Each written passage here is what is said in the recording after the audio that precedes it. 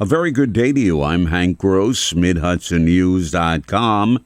It's Wednesday, November 30th. The news today brought to you by the Galleria at Crystal Run. Several police agencies are investigating numerous car larcenies that occurred in Ulster County during the overnight hours on October 26th and 27th.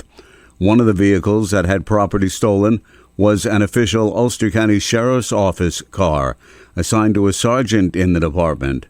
Sheriff's Lieutenant Joseph Shudo told Mid-Hudson News that one of the vehicles burglarized during the crime spree was assigned to Sheriff's First Sergeant Christopher Lutz, who was authorized to take the vehicle home.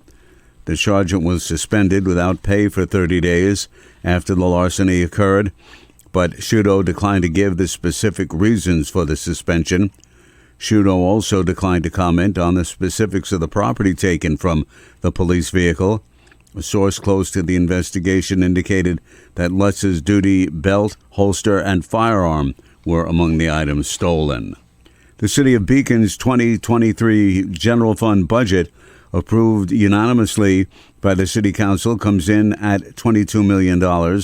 Property taxes are, for the most part, stable, due in large part to the recently approved new sales tax agreement the cities of Beacon and Poughkeepsie reached with Dutchess County, said Mayor Lee Kuriakou.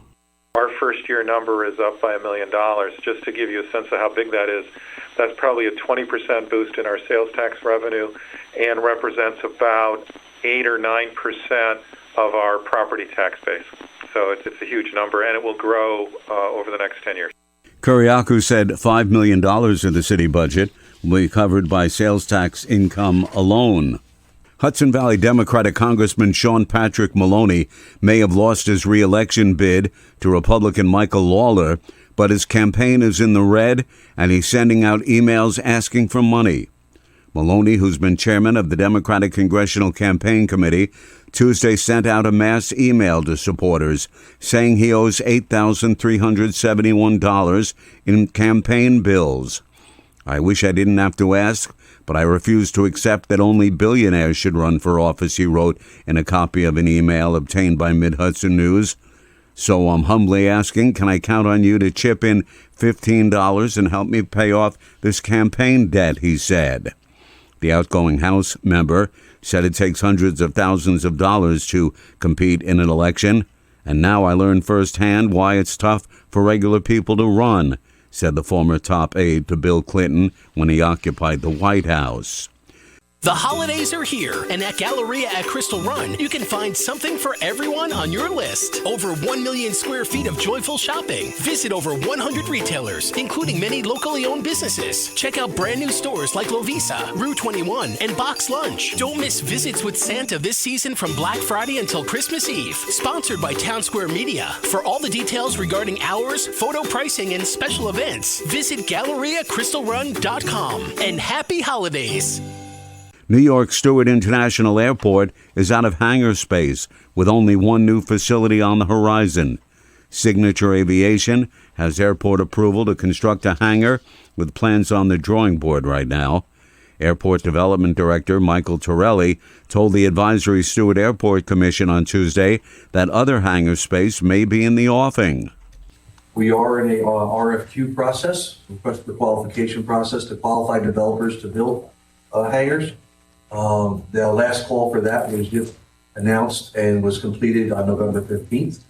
And those new submissions for anybody who wants to become qualified are being reviewed. And then from that, we'll either go directly to lease negotiations, or if there's people interested in the same site, it'll go through an RFP process. We'll let them compete against each other on the same site. On the passenger service side of the airport, ridership continues to improve since the height of the pandemic. The National Park Service has named Lindsay Kernath as the new superintendent of Upper Delaware Scenic and Recreational River in New York and Pennsylvania. Kernath comes to Upper Delaware from Fire Island National Seashore, where she served as deputy superintendent since 2020. The Pennsylvania Department of Transportation has announced that a new state law has changed the grading of certain offenses for driving under the influence, adding more stringent penalties for those violations. Orange County Executive Stephen Newhouse and County Legislator Kevin Hines participated on Tuesday in the Trees for Troops donation drive at Farmside Acres in Cornwall. Donated Christmas trees were dropped off at the farm to be loaded onto FedEx trucks. From there, they will be delivered to local soldiers and servicemen and women at 5 bases in the United States. I'm Hank Gross, MidHudsonNews.com. The news today brought to you by the Galleria at Crystal Run.